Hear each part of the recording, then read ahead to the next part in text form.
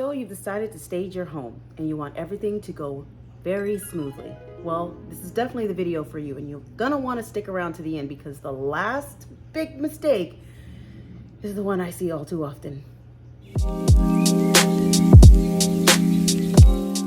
So the first mistake is when people go too cheap with staging. I'm talking about people who look at competitive staging prices and they pick just the cheapest one. They don't even look at the style. They don't see, what the market trends are. They don't know anything about that, and they're just like, "Oh, this one is a lot cheaper than the rest of them."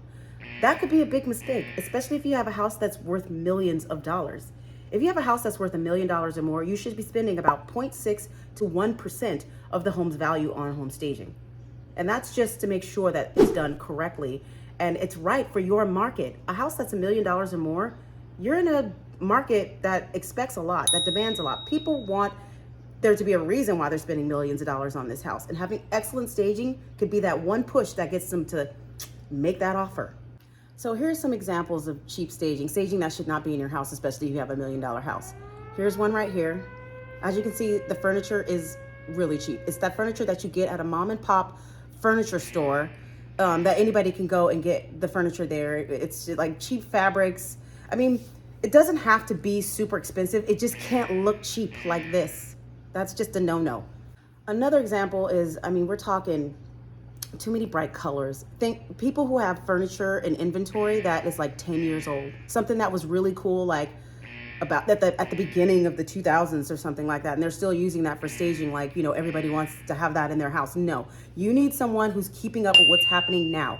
When people are buying homes, they're looking at dream homes. They're looking at homes that they see on Instagram. Styles and trends are going to keep changing, but your job is to make sure that you have a stager that knows about what's trending, what's too trendy to put in house, because I've seen some places go too far, and then what's actually really good and fits with your market. So please keep in mind, do not go too cheap with your staging. You want to make sure that you do not turn people off with furniture that's outdated or just entirely too cheap. The next big mistake is trying too hard to control the design process of your stager. Stagers know what they're doing. We have this job for a reason. Our job is to make it easy for you and to do the homework about what's happening, what's trending in the market. We're supposed to talk with and collaborate with your realtor about demographics. Once we have all that information, we should be able to stage the space perfectly for your area, for the demographics, and for the style of your home. Do not try to control the design process because there's a couple of things that can happen when you try to control the design process. One, you can delay us finishing it so that you want your house to be on the market on time, especially the realtor. We want to start the sales process at the time we're supposed to start the sales process because there's a reason why we want to start it at the time we want to start it. So one, you might delay the whole process. Number two, it might end up costing you more money. I put in my contracts that people cannot control the process. Once you approve of the example designs that I send in my proposal, your hands are done. You've approved of the design concept. It's not about you. It's about selling the home. As a matter of fact, once the home is sold, it's not going to be yours anyway. Like you're starting the process of letting go of the home by having a stager come in and turn it into what the market wants, not what you want. Now, when you get to your new home and you need an interior decorator or interior designer, I'm here for you. I will listen to everything you want to say. Your input is extremely important in that case. But when it comes to home staging, no. There's a reason why home staging it costs a lot less than interior design because we control the process. We use our inventory. I'm not going to go to the store and buy new furniture because this is what you prefer for the staging. That's not going to happen. So the next big mistake, and oh my God, this is so annoying. Stagers, if you're looking at this video and you understand what I'm gonna be saying about this, then please comment below because I really wanna hear like what you gotta say about this. But the next big mistake is having painting, repairs, messy yard work, things like that going on the day that we're supposed to be doing the staging. That can be a big problem. That can delay the process. Of course, delaying the process is always a bad thing because you wanna get your house on the market on time. But it can also do things like, expose our inventory to damage, like with paint and things like that. Or just sawdust flying around because someone's fixing a windowsill or something.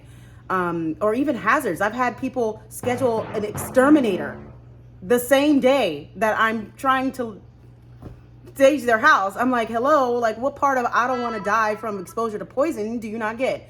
So yeah, please do not have any other things happening when it's staging day or days. For me, it can take, depending on the size of the project, up to 2 days. Give us those 2 days. If something needs to be done, make sure it's done well ahead of time before we get in. We're supposed to be the last person that goes into your house.